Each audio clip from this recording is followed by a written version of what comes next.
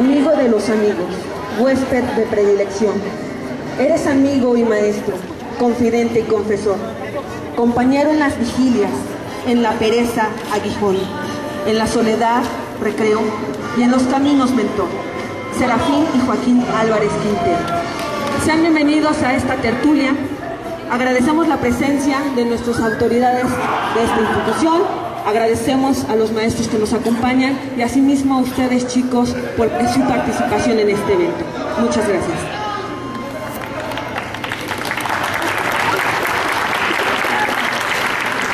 Buenas tardes, tengan todos ustedes. Hoy, 22 de marzo del 2013, la Preparatoria Siglo XXI se orgullece en presentar la primera tertulia organizada por ella misma, en la cual los siguientes docentes fueron los encargados de organizar la siguiente tertulia: Germán Peralta, Minerva Cruz, Ruth Lorena Juárez y Mónica Iniesta y Enrique Iniesta. Muchos de nosotros nos debemos preguntar ¿qué es una tertulia?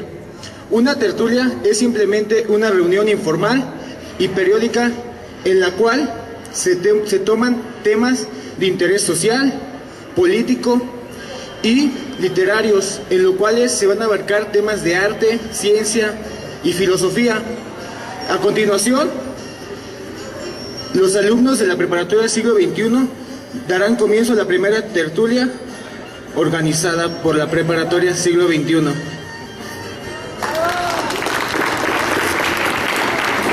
Bueno, la introducción va a ser, vamos a empezar con la corriente literaria del clasicismo.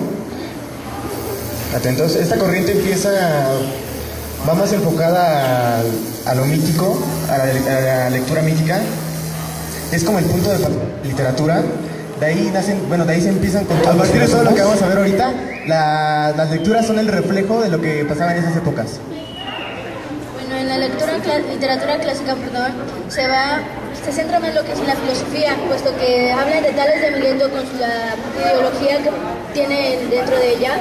En esa época, la literatura clásica, los autores todo lo veían cerca de Dios, o sea, los dioses eran los seres supremos, alabado, por ejemplo, así. Bueno, esta corriente surgió en el siglo V antes de Cristo y culminó en el siglo X después de Cristo, o sea que duró 15 siglos, vaya. En esta manejaban mucho lo que era el heroísmo, los aires míticos y el honor. Aquí se enfocaba mucho a lo que eran dioses, no solo un dios, era para Zeus, que era el dios de los dioses, vaya. Él tenía el poder sobre todos los demás y combatían contra otros dioses como Hades, el dios de la muerte, Ares, el dios de la guerra, que tenían conflictos. Por ejemplo, Zeus tuvo varios hijos, pero uno de ellos fue Hércules, quien era mitad humano. Él combatía contra los demás y era héroe por poder lograr las hazañas que otros tenían, y fue remunerado en la antigua Grecia y en Roma por todo lo que pasó en esta época.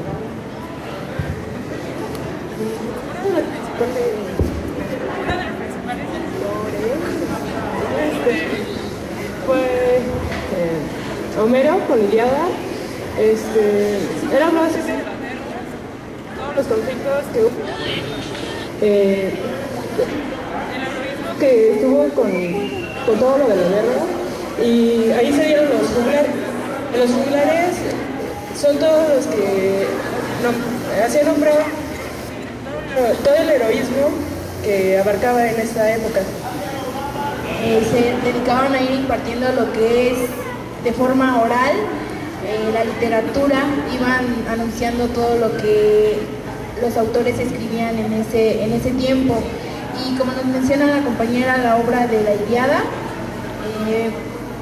es una obra muy importante porque nos refleja todo lo que se vivió en las guerras, en ese tiempo en que las personas estaban como más cerradas de la mente, ¿no? Donde creían bueno, seguimos creyendo en Dios, ¿no? Pero estaban más enfocados en ese mundo que se le llamaba politeísmo, en donde tenían esa creencia de que si no obedecían las reglas de la iglesia y de Dios, iban a ser castigados y no sé, iban a tener algún castigo donde pues era lo malo que tenían que hacer.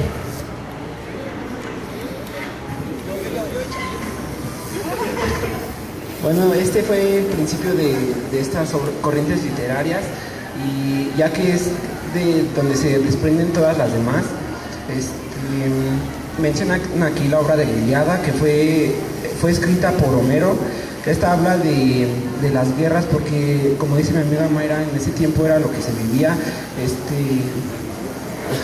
Todo esto, en los libros que se encuentra, está plasmado por cómo se vivía, cómo era la vida en ese tiempo. Y las guerras.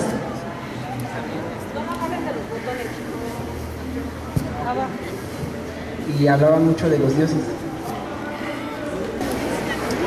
La Odisea la escribió Homero y trata más sobre el valor de la familia, la valentía, y sobre cómo Odiseo rechazó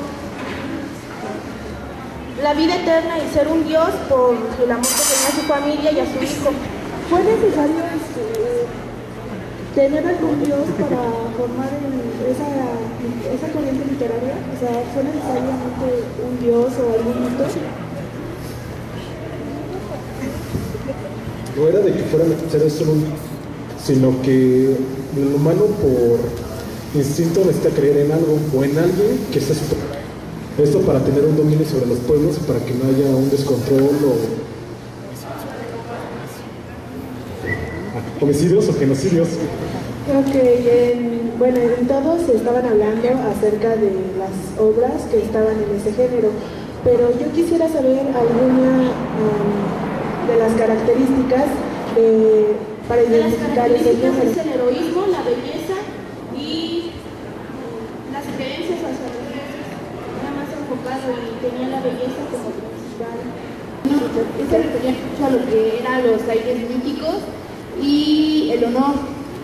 Por eso se escribió esta obra de la Ilíada, en donde plasmaba todo el honor de esa lucha y la guerra que tuvieron esas personas para defender su honor. Bueno, para contestar también tu pregunta que nos habéis mencionado, es dentro de la clásica siempre van a encontrar dos tipos de literatura, la literatura lírica y la literatura epopeya. La epopeya se concentra más que es lo que el autor recalca las hazañas del personaje principal, mientras en la lírica el autor habla con sus propios pensamientos.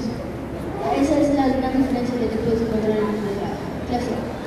También metiendo lo que es la ética, como ya había visto, bueno, ya había mencionado, que era metían ética con estética. O sea, siguiendo los valores de acuerdo a la filosofía, no podían perder, digamos que no podían tener un descontrol, porque si no ya no tendrían un balance.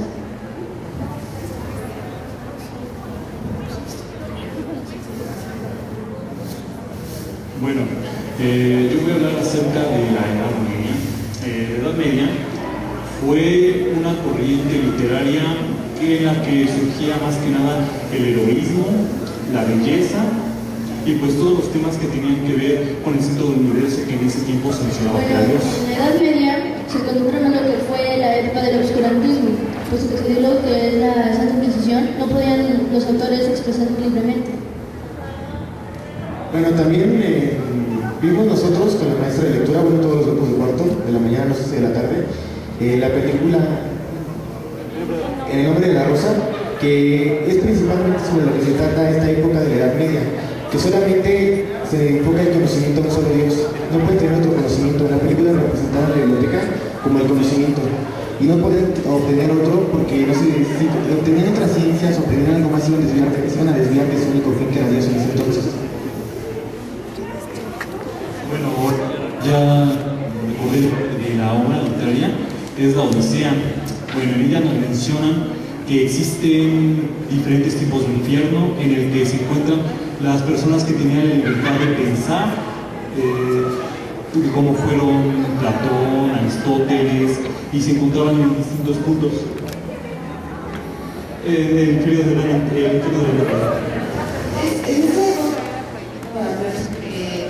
la felicidad y la risa y todo aquello que fuera bueno para algo que pasaba la iglesia era sus reglas, la Biblia, y el pueblo tenía que obedecer lo que era la iglesia.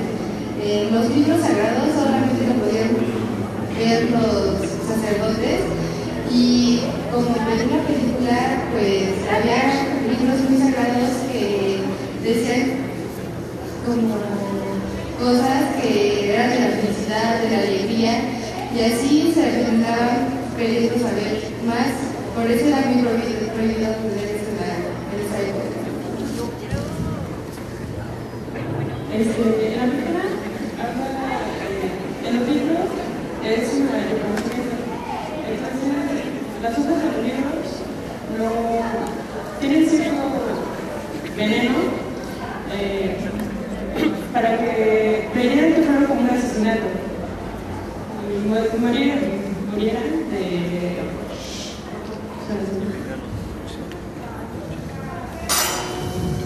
En esa corriente podemos observar la opresión que tenía la iglesia sobre los habitantes de ese lugar, porque no tenían derecho para una superación y dar a conocer los pensamientos que ellos tenían para que tuvieran una evolución, se puede decir, en el conocimiento, sino que solo querían mantenerlo de esa forma para ellos tener el poder y poder gobernar de alguna forma a ese pueblo. Bueno, esta corriente se enfoca más en la mejor de la iglesia porque tenía una opresión del lado católico sobre las personas. Aquí lo que me pareció interesante sobre la película que había mencionado Navarro fue que los sacerdotes o frailes le decían a los integrantes de los pueblos que mientras más llegan aquí a la tierra, más iban a tener ahora en el cielo. A esto se llegaba la pobreza que ellos tenían por dentro de que la iglesia tenía el máximo poder. ¿Qué diferencia hay entre la Edad Media de la religión a la religión que hoy en día? La diferencia que hay entre la religión ahora y la... es que, bueno, de todos modos siguen ocultando cosas.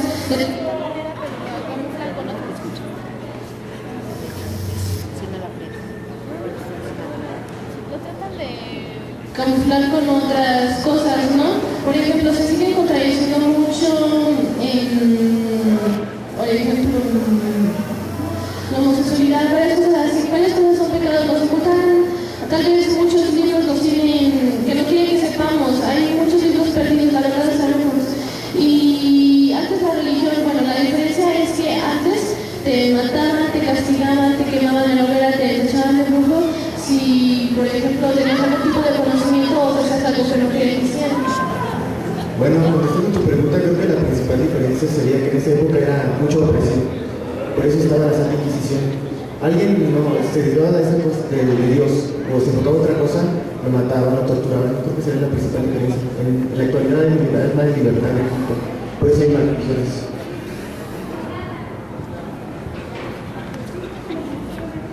Bueno, que en ambas nos está hablando de que la diferencia es que ya no se torturan a las personas, pero yo opino que hoy en día es lo mismo, siendo que ahorita si cultas a esta religión o no la haces de cultura, se te sigue castigando de una u de otra forma, y siguen habiendo autores que castigan igual que en la época antigua y las matan a las personas. Continuamos. Bueno, para llamarlo así, de la religión que antes había en la Edad Media, ahora, sí, digamos que sí te controlan, pero psicológicamente.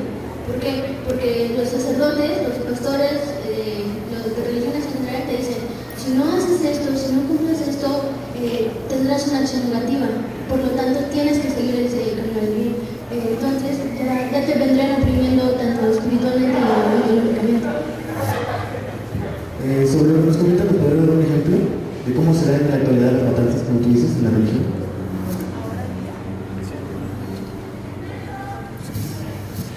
Pues simplemente en las culturas, en las personas que creen en el satanismo o en Dios y aquellas personas que no lo creen, algunas personas las raptan o las hacen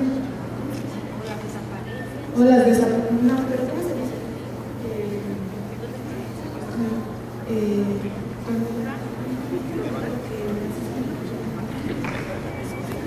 Bueno, sacrificios, gracias.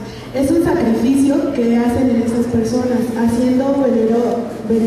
venerando al Dios que ellos creen o a la muerte simplemente que la creen. Bueno, lo del sacrificio, vamos, hay sectas que veneran al anticristo, hay sectas que veneran a varios demonios. Entonces, si dicen, es que voy a hacer un sacrificio para mi Dios, eso ya es idolatría de ellos. Ellos pertenecen a una secta, ellos pertenecen a esa religión. Bueno, ¿qué tan importante era para ellos el expresarse, para los sacerdotes el expresarse y manipularlos? En ese entonces a ellos no les convenía manifestarse de esa manera porque sabían que el pueblo iba a levantarse en contra de ellos. Por eso decidían mantener sus libros en secreto, se puede decir. Como lo refleja en la película que vimos, tenían sus bibliotecas en lo más alto de las torres para que las personas no tuvieran acceso a esos libros y se dieran cuenta de lo que en realidad estaba pasando. Bueno, completando la idea, también porque la iglesia de una forma no quería que las personas supieran la realidad, por ejemplo, que abrieran su mente y pudieran creer en la ciencia.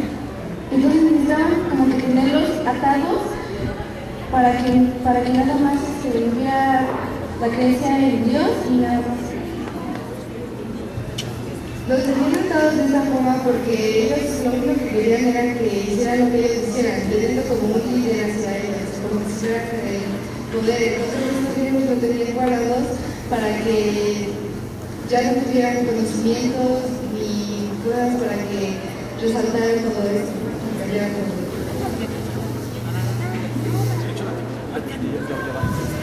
Después surgió el Renacimiento. Este periodo surge del siglo XVI al XVII. Ahí la iglesia ya no estaba transmitida, surgió la ciencia. Uno de los personajes más importantes fue Martín Lutero, que inició la Contrarreforma. En ella se rebeló contra la iglesia. Él no estaba de acuerdo con muchas ideas de la iglesia. Inicia lo que hoy en día conocemos con la iglesia protestante, que cambia a lo que es la iglesia católica.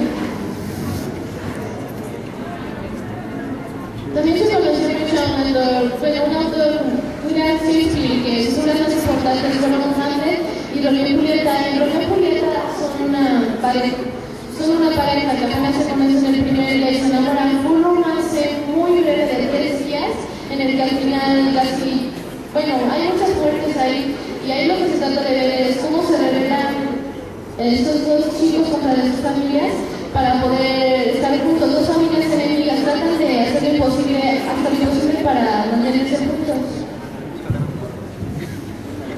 San Antonio de Martín Lutero, la Contrarreforma fue en 1517, se dio en Alemania. Siendo integrantes de la misma iglesia, él estaba en contra porque se dio cuenta que la iglesia empezaba a cambiar la entrada al cielo y él empezó a cuestionar quiénes eran los planes de la iglesia para vender la entrada al cielo. Se supone que eso solamente lo podía decidir Dios. Entonces se rebeló y lo acusaron de hereje, lo excomulgaron y lo encarcelaron. Conocido como el periodo del humanismo, ya me habían mencionado el cambio de la estructura. También podría decirle que se le conoció el siglo de las luces, no me recordaba. Ahorita mi compañera va a explicar más o menos del siglo de la luz. En el siglo de las luces, ahí la religión se empieza a hacer a un lado y comienzan a entrar los avances científicos.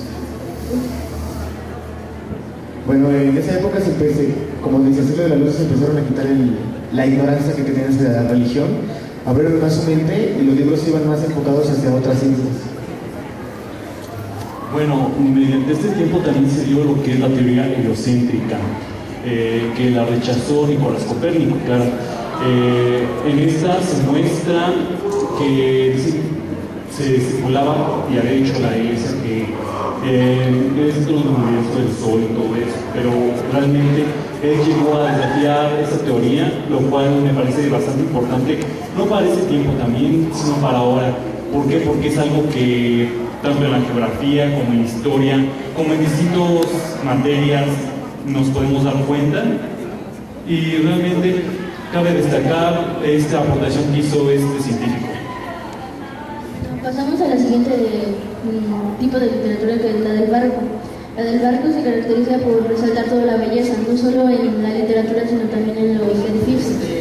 ¿Por qué? Bueno, mi pregunta es ¿por qué estaban hablando del Renacimiento? Y después empezaron a hablar del siglo de las luces, y el siglo de las luces nace en barroco.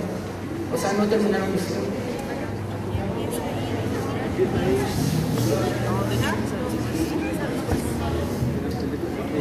Hay una relación entre el barroco y lo que es la época del Renacimiento, porque sí es del siglo XV al XVII, pero hay una mitad, una fragmentación, y Martín Lutero es importante un poco más en el barroco. El siglo de las luces es porque se dominaron ante los conocimientos del hombre, y el Renacimiento es porque dejaron atrás todo lo de la iglesia, ¿o qué no?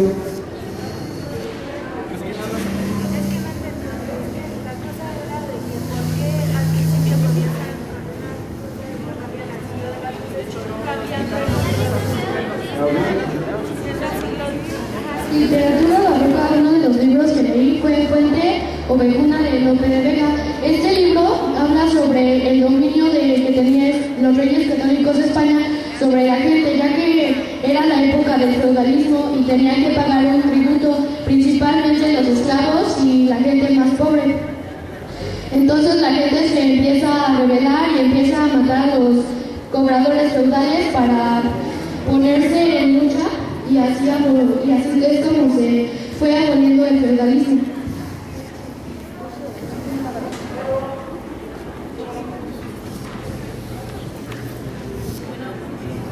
Pues ahora sí vamos a abordar lo que es Martín Lutero, como le quieren los compañeros, que ya quieren hacer berrinche. Bueno, no tan exagerado. Bueno, en esta época resalta mucho Martín Lutero, ya que, como mencionó la compañera antes, lo excomulgaron y lo encarcelaron, y mientras estuvo en la cárcel, él estaba muy inconforme por las injusticias que habían afuera y en el pueblo. Entonces él decidió escribir un libro adentro de la cárcel. Se escucha muy asqueroso, ¿no? Pero pues así sucedió. Escribió su libro con excremento sobre hojas de papel. Y como él sabía que este libro no iba a salir así a ser editado o cosas así, él decidió ir por las casas pegando las hojas en cada puerta para que las personas estuvieran al tanto de lo que estaba sucediendo a su alrededor y pudieran abrir un poco más su mente y, o sea, se dieran cuenta de lo que era la realidad. Bueno, en esta época del barroco, Martín Lutero va más enfocado a los nuevos conocimientos, a que la gente tenga una superación, y iba muy enfocado en los estudios. También, cambiando un poco más del tema, el barroco se encuentra en las iglesias, ya que esto es un lenguaje muy adornado y es muy exagerado. Esto también lo podemos observar en las construcciones en las iglesias, como son pequeños adornos, a veces muy folclóricos. Esto es lo que destaca más esta época, que fue la época del barroco. Esta época, como ya lo dijo, era muy adornado todo, pero porque según su creencia, a más belleza era mayor tu conocimiento. Si podías tener... Bueno, tenías mayor conocimiento porque estabas más acercado hacia lo bello, hacia lo hermoso. El conocimiento era algo hermoso para todos los pensadores en esta época. Podemos dar un ejemplo. Quiero pedirle a la maestra Lani si puede pasar al centro para hacer un ejemplo de lo que es esta literatura. Ahorita, por ejemplo, solo al escribir es una mujer. Y en la literatura barroca se puede describir un cuerpo de mujer con sus ojos de cero. Es una descripción muy exagerada, ¿no? Dientes, color perla, detalle delgado, sus manos suaves como seda, lleva su ropa que cubre su cuerpo, su cabello. algunos detalles en su caracterización, ¿no? Se distingue mucho por su personalidad, la belleza y la forma en que está la persona, ¿no? Ahorita podemos decir, ¿no? Pues una mujer, pero en ese tiempo las personas se dedicaban más, se enfocaban en describir más la belleza de las personas y de todos los objetos que hay a su alrededor. Y ya que me llamaron y referimos a ese tema, una de las poetisas y una de mis favoritas de la literatura barroca es precisamente Sor Juana. Y Sor Juana, la característica que tiene la poesía barroca es el uso de lo que tú decías, el lenguaje figurado, pero muy cargado. ¿A través de qué figuras retóricas? De las paradojas. Así como este amoroso tormento que en mi corazón se ve, sé lo que siento, pero no sé la causa de por qué lo siento. Dice uno, ¿qué es eso? O sientes o no sientes. Es la paradoja de la vida. Eso es lo que pretendía la literatura barroca. Gracias, mis compañeros.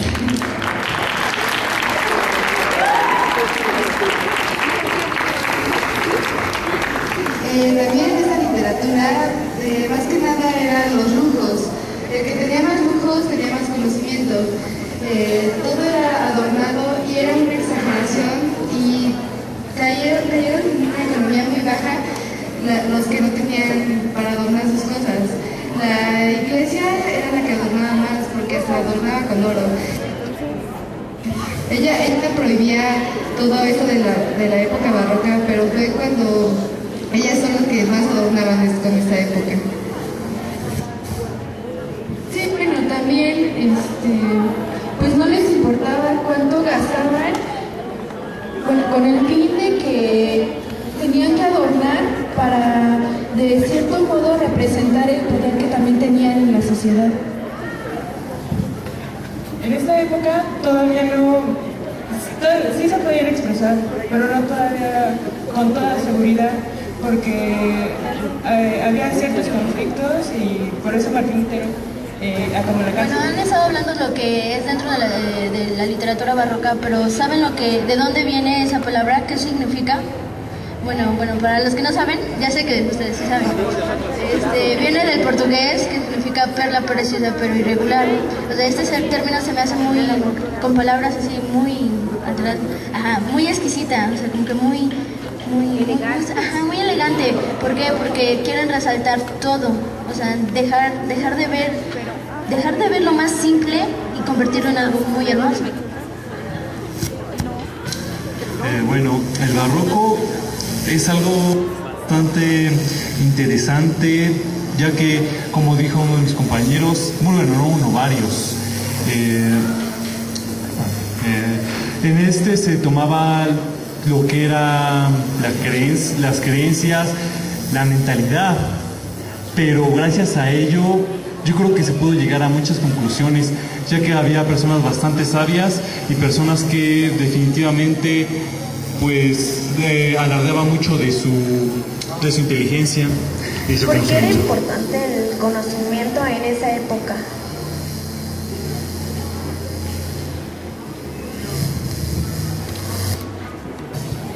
En esa época el conocimiento no era tan importante todavía, porque las personas solo se dejaban llevar por los lujos, por lo hermoso, las cosas muy adornadas, ¿no? No les importaba si estaba bien o estaba mal, lo que les importaba nada más era que, por ejemplo, sus casas, ¿no?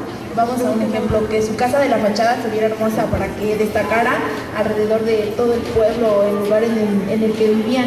No les importaba tanto saber si estaba bien o estaba Sobre mal. la cuestión de la arquitectura, no nada más es la cuestión de la estética, sino recordemos también que en el periodo barroco, tanto en el arte como pictórico, arte escultórico y arquitectónico, es una cuestión de saturación. Comentaban hace rato, el barroco es perla deforme o irregular. Entonces todos estos artistas, van a tomar esa exageración y ese esplendor total. No es una cuestión de demostrar el lujo, ni el poder como tal, sino es la exageración de la belleza. Es un atascar, valga la palabra, es un atascar las cosas, llenar, saturar el conocimiento, saturar la belleza, Por ejemplo, si ustedes se dan cuenta, un perla tiene las estrías. Es buscar esa misma exageración en estas áreas. La pintura, bueno, en el aspecto pictórico, va a exagerar en los pliegues, va a exagerar en el color. Los colores más importantes para esta época vienen siendo los rojos, los azules, que ya se manejaban anteriormente. ¿Por qué los rojos y los azules? El rojo va a ser un color totalmente para la gente rica, que va a tener un costo muy elevado, al igual que el azul. El azul es conocido también como lapislázuli. En la cuestión literaria y en la cuestión musical, que también es un aspecto que se les está olvidando, también manejan esta exageración. Tenemos unos rebuscares en una y otra cosa. Nada más. Dentro de la literatura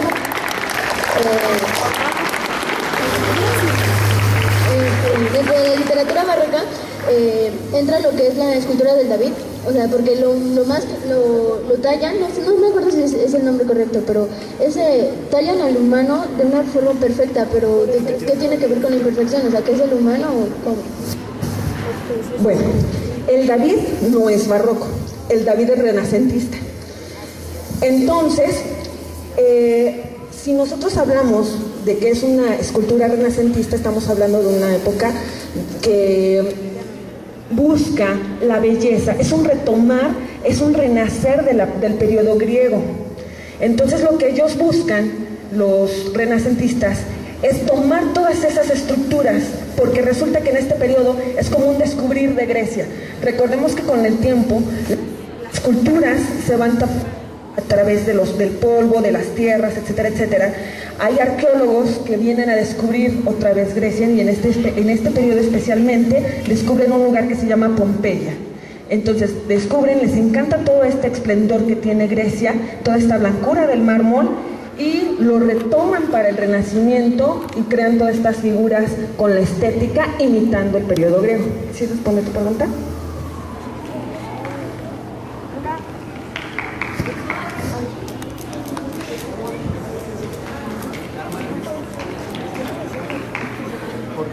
¿Por qué, retomando lo del Renacimiento, por qué se supone que en el Renacimiento y en el Barroco ya separaron a la iglesia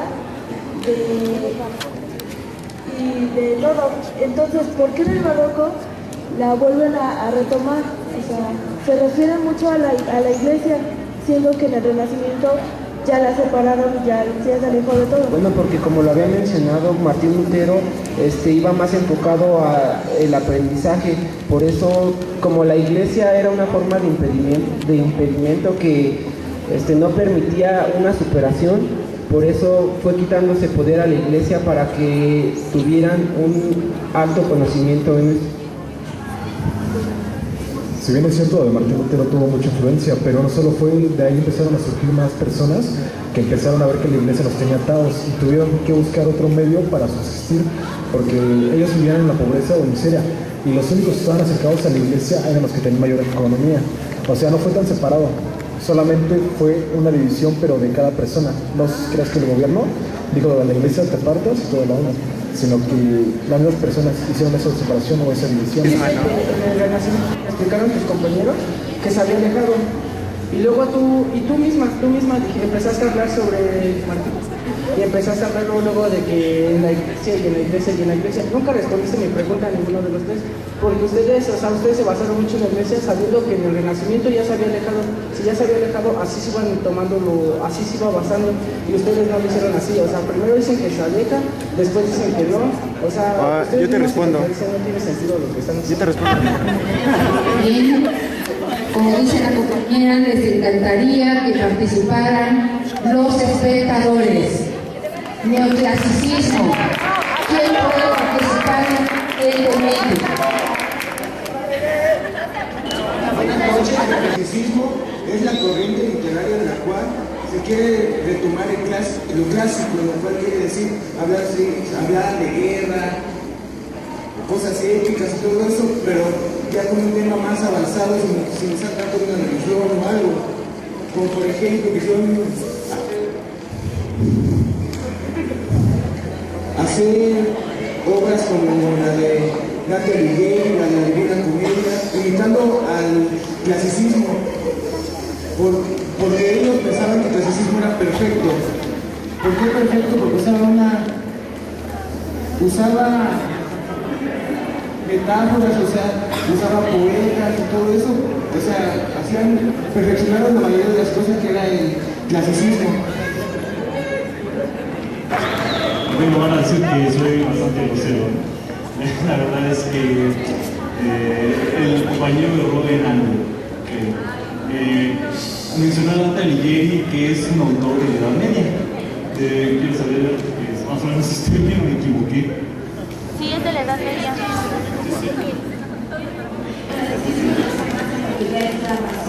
Las personas que empiezan a utilizar más la razón, tratan de buscar nuevos aires dentro de lo que es la ciencia. De hecho, en esta época es donde destaca más Aristóteles. Entonces, empieza a fomentar lo que son teorías, cosas más adentradas en lo que es la ciencia. ¿Qué más historia de la clásica? Fue en años antes de Cristo, ¿no? El clasicismo está más. Son más las fábulas. Pura realidad. Destacan más las. Que destacan más las fábulas y no aquí en el clasicismo es cuando se da la.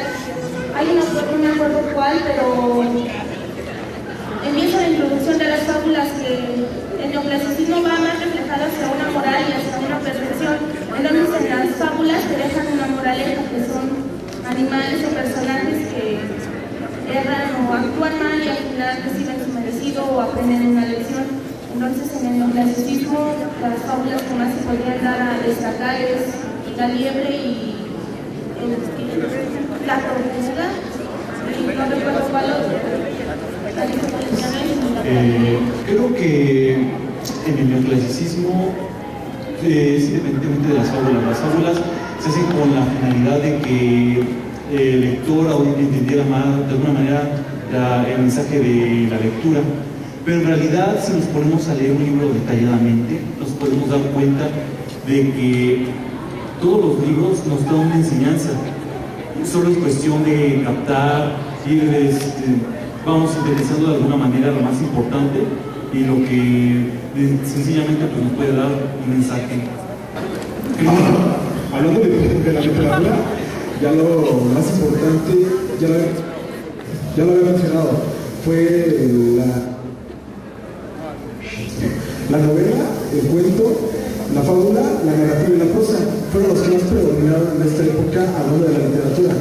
Ya en el contexto social, histórico, político y económico, ahí ya cambia, porque ya empezaron con el uso de la razón. De lo que mencionaste que todas te dejan una enseñanza, pero aquí en las fábulas se están dejando solamente de la moral. En el neoclasicismo se destaca más la moral. Por ejemplo, Friedrich Nietzsche, ahí él no está dando moral, de hecho él es antimoralista, entonces no todos los libros te dejan enseñanza moral. Yo no. En este caso yo no me refería a una enseñanza moral, yo me refería a una enseñanza general. O sea, no es algo que posiblemente sea algo, vamos, moral. El romanticismo surgió como a mediados del siglo XVIII y a principios del siglo XIX en Inglaterra durante una crisis. Esta corriente literaria se caracteriza por tomar el yo verdadero del ser humano, tomar sus emociones, exaltarlas a través de otros símbolos. Bueno, utilizan simbolismo, utilizan metáforas. Es un género muy interesante porque ve al ser humano de una forma más, digamos, emocional.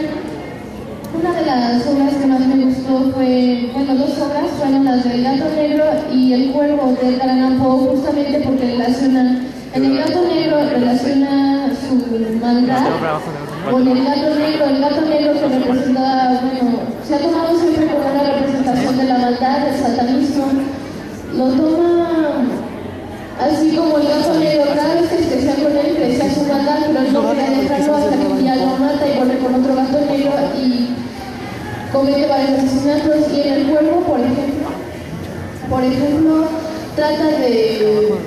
Él está sentado en su recámara y vio a un cuervo posado en su ventana.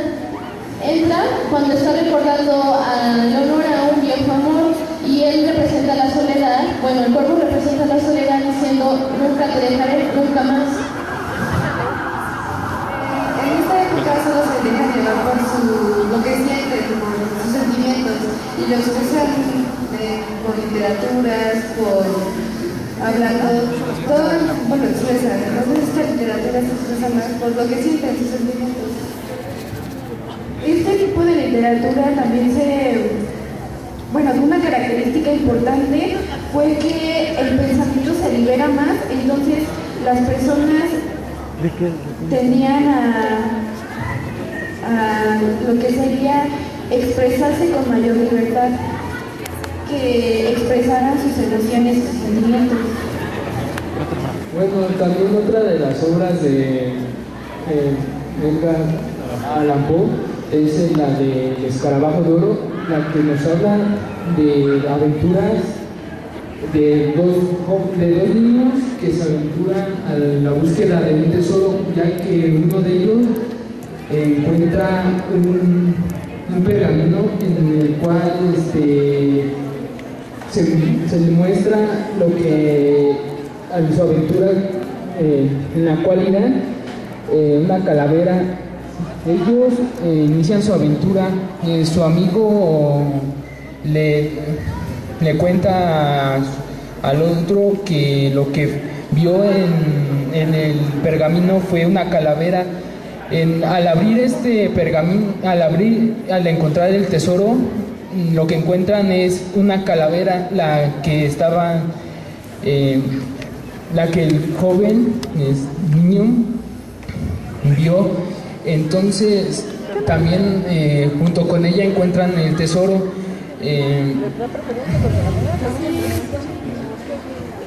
Bueno, también nos dicen que en realidad el tesoro que escondió fue de un pirata que junto con sus secuaces lo enterraron, pero el pirata asesinó a sus ayudantes, ya que él no quería que otras personas llegaran a descubrir la ubicación del tesoro.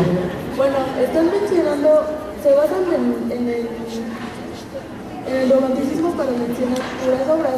Bueno, necesitamos las características ¿cuáles serían las características con las que podemos identificar? Pues solamente que se dejan llevar sobre sus emociones.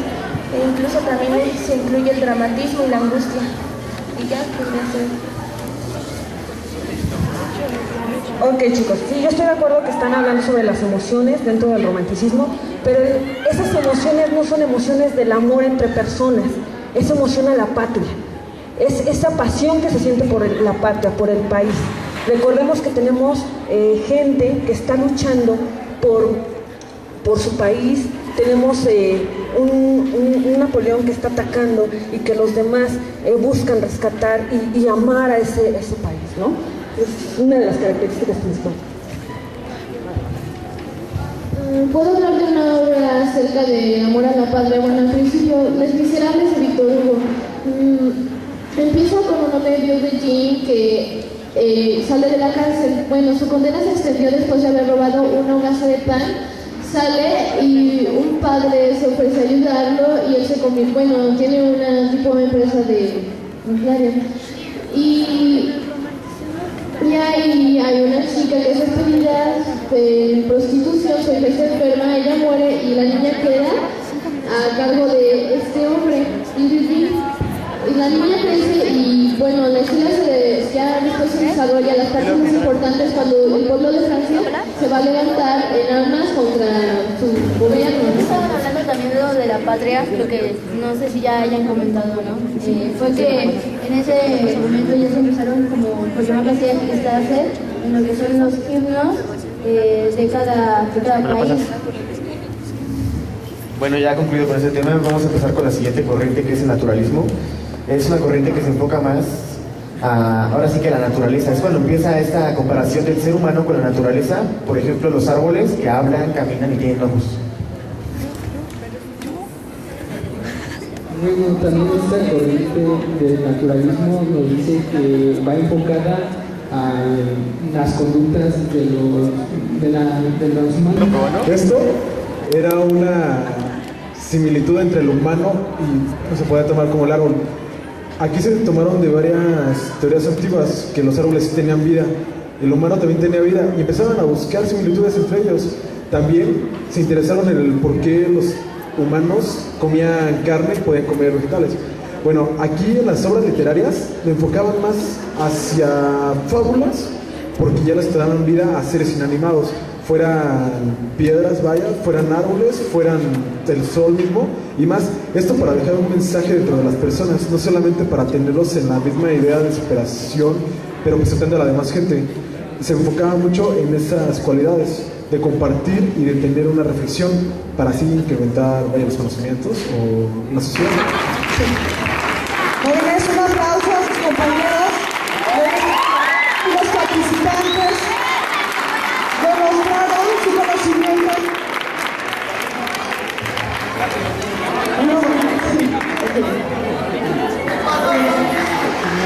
Damos por concluida esta tertulia.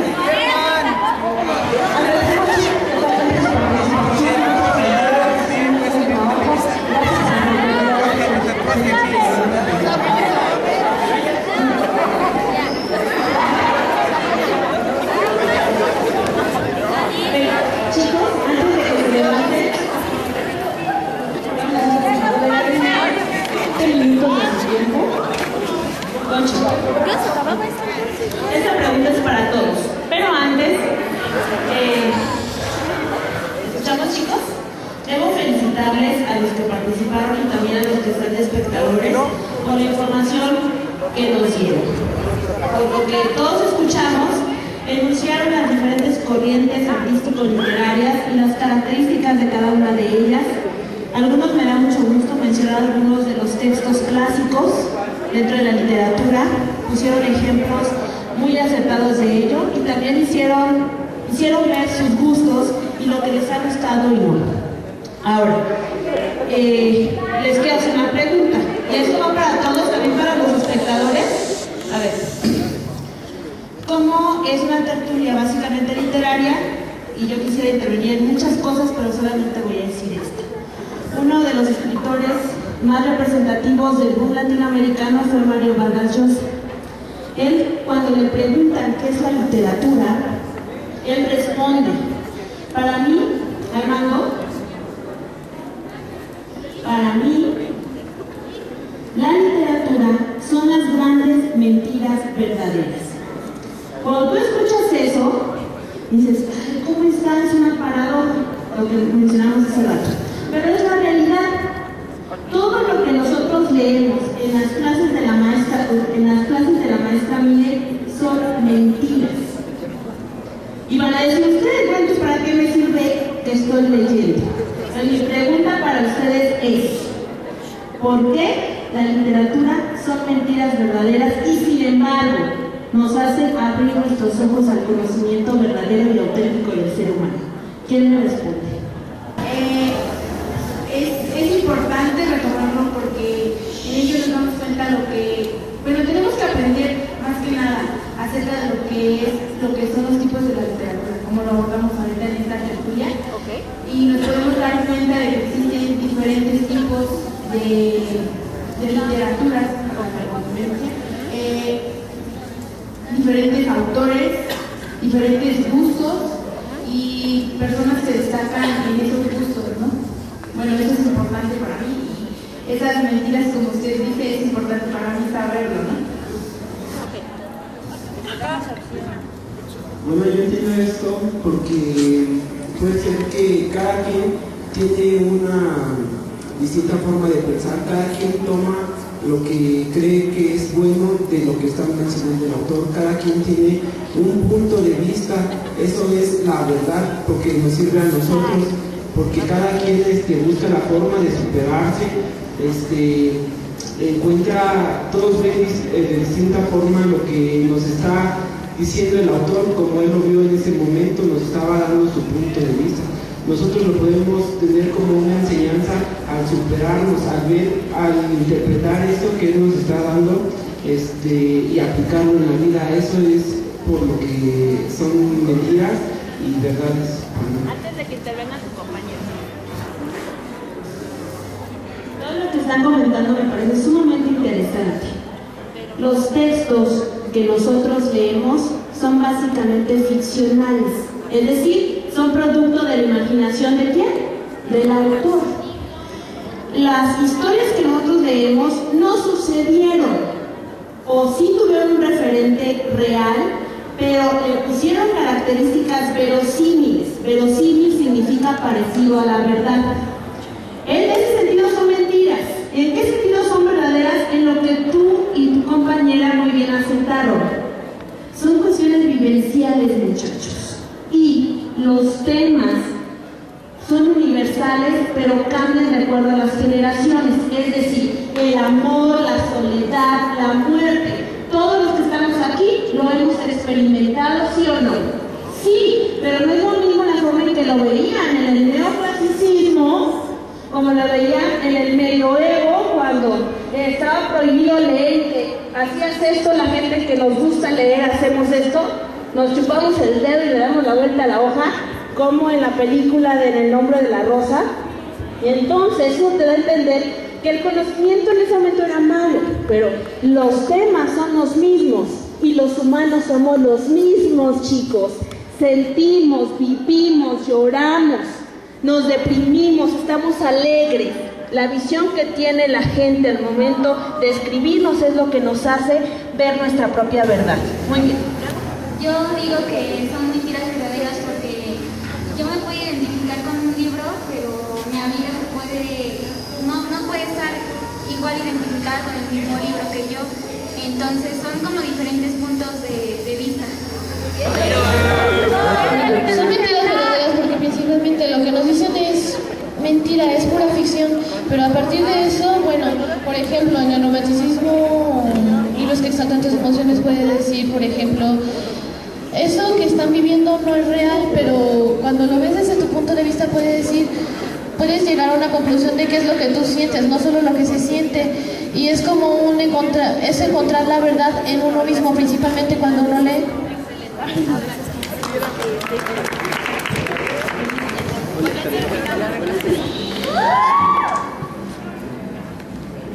Yo leí un libro que se llama Almas Coronadas del Hambre, que es un libro taurino. Traes muchas cosas de verdad, o sea, que sí existió.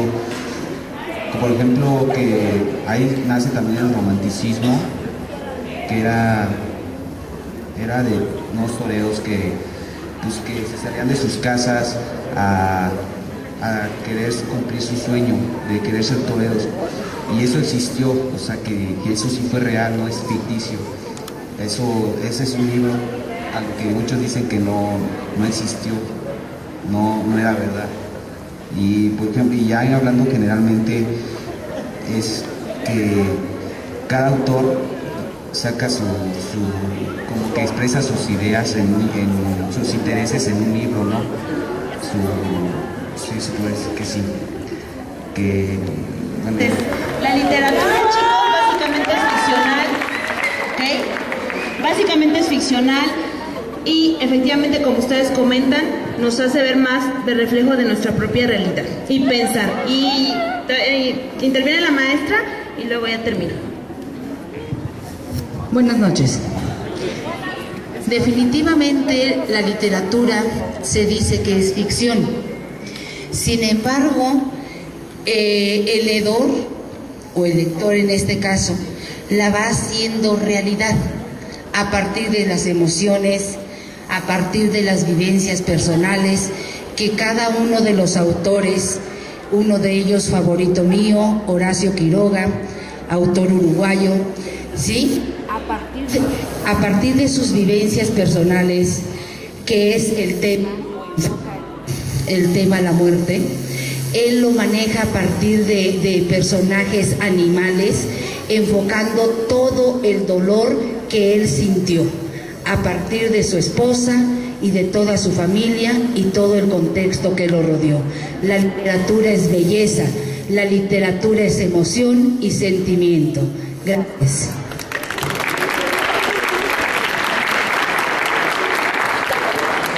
Muy bien. Entonces, ya para terminar, chicos, de la parte de intervenciones, aquí podríamos hablar mucho hasta las artes. Aquí tenemos a toda la Academia de Lenguaje y Comunicación que nos pueden hablar básicamente del tema. Nada más, chicos. Quédense con esta frase. Un pueblo ignorante es un pueblo fácil de gobernar. Y un pueblo ignorante es un pueblo que no lee. Así de simple. Entonces, la situación aquí es, nosotros, chicos, ¿de qué pueblo somos? ¿O de qué pueblo queremos ser? ¿De los pensantes que conocemos y podemos abrir nuestros ojos y tener un buen argumento?